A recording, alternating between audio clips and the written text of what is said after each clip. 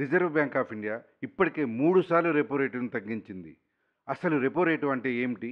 ఈ repo rate తగ్గించడంపై real ఎస్టేట్‌పై ఎలాంటి ప్రభావాన్ని చూపిస్తుంది? ఇప్పుడు తెలుసుకుందాం.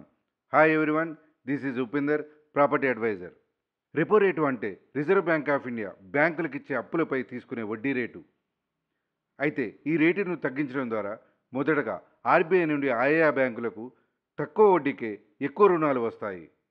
ఆయా రుణాలను ఆయా బ్యాంకులు తక్కువ వడ్డీకే మార్కెట్లోకి వదలడం జరుగుతుంది.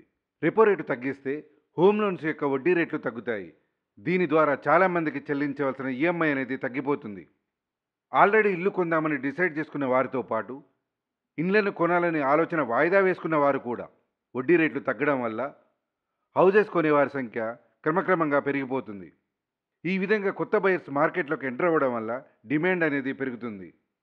డిమాండ్ పెరగడం ద్వారా ఇదివరకు ఉన్న ప్రాజెక్టులు అమ్ముడుపోవడమే కాకుండా కొత్త కొత్త ప్రాజెక్టులు కొనుగోలుదారులకు ఆప్షన్స్గా వస్తాయి. అఫోర్డబుల్ హౌసింగ్ డిమాండ్ అనేది పెరుగుతుంది. చిన్న మధ్యతరగతి వారు కూడా వడ్డీ రేట్లు తక్కువగా ఉంటే వాళ్ళ యొక్క బడ్జెట్ను బట్టి రియల్ ఎస్టేట్లో ఇన్వెస్ట్మెంట్ చేసే అవకాశం ఉంటుంది.